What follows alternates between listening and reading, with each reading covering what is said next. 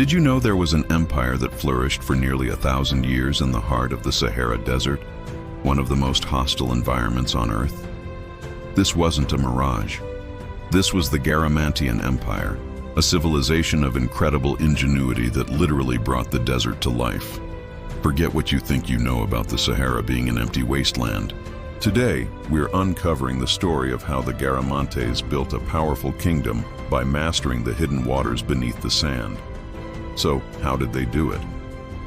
The secret to their success lies in a remarkable system of irrigation called foggaras.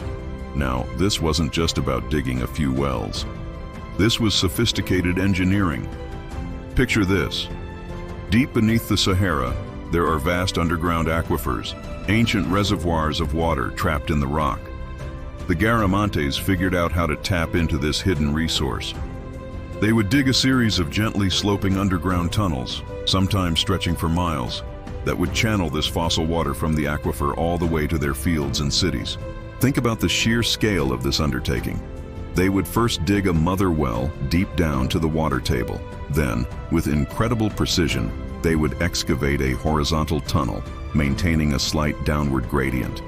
To do this, they dug vertical access shafts every 30 to 50 feet along the tunnel's path. These shafts were crucial. They provided ventilation for the workers digging in the suffocating heat below, allowed for the removal of excavated rock and soil, and later served as maintenance access points. From the air, these lines of shafts look like a series of dots, a connect-the-dots puzzle that reveals the hidden river flowing beneath. This network of foggaras was the lifeblood of their civilization. It transformed arid valleys into lush oases, allowing them to cultivate dates, figs, grapes, and grains like wheat and barley. They weren't just surviving, they were thriving. This agricultural surplus was the foundation of their power. It supported a growing population and a complex society with towns, a capital city called Garama, and a powerful monarchy. Archaeological evidence suggests Garama was a bustling urban center, with stone buildings, temples, and fortifications, all made possible by the water flowing from the foggaras.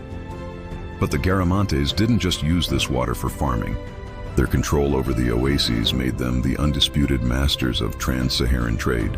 For centuries, the Sahara wasn't a barrier, it was a highway, and the Garamantes controlled the most important rest stops along the way. They sat at the crossroads of ancient trade routes connecting the Roman Empire on the Mediterranean coast with the wealthy societies of sub-Saharan Africa. Imagine long caravans of camels, the ships of the desert, trekking across the vast expanse of sand. These caravans carried luxury goods that were in high demand across the known world. From the south came gold, ivory, exotic animals for the Roman arenas, and enslaved people. From the north, the Garamantes imported Roman wine, olive oil, fine pottery, and glassware. The Garamantes acted as the essential middlemen in this lucrative exchange.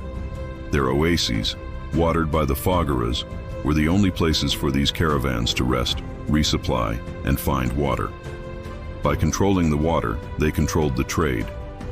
This strategic position brought them immense wealth and political influence, allowing them to build a powerful army equipped with chariots, as depicted in ancient rock art found throughout the region.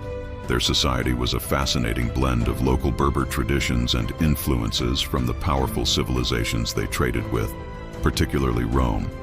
They were a formidable military power in their own right, sometimes raiding Roman settlements to the north, and at other times, entering into treaties and alliances. They weren't just a remote desert tribe.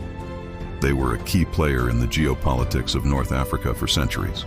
Their kingdom was so significant that classical writers like Herodotus and Pliny the Elder wrote about them, describing them as a mighty people who rode in four-horse chariots. So, what happened to this incredible desert empire? The story of their decline is as tied to water as their rise. The foggaras were a brilliant solution, but they had a critical vulnerability. They were tapping into fossil water, ancient water that wasn't being replenished by rainfall. Over centuries of use, the water table began to drop. The Garamantes were, in essence, slowly mining their most precious resource. As the aquifers depleted, the foggaras began to run dry. The once green oases started to shrink, and agricultural production declined. This environmental pressure was likely compounded by political instability and shifting trade routes. The decline of the Western Roman Empire, their main trading partner, disrupted the economic system that had brought them so much wealth. Over time, the combination of a drying climate and a changing world proved too much for the Garamantes to overcome. Their cities were gradually abandoned, and the desert reclaimed the lands they had so ingeniously cultivated. The empire faded into the sands, becoming a whisper in the historical record. For centuries, the Garamantian Empire was little more than a legend.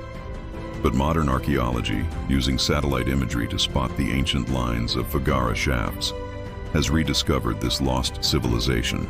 The ruins of Garama and the ghostly traces of their irrigation systems are a powerful testament to their resilience, their engineering prowess, and their deep understanding of the desert environment.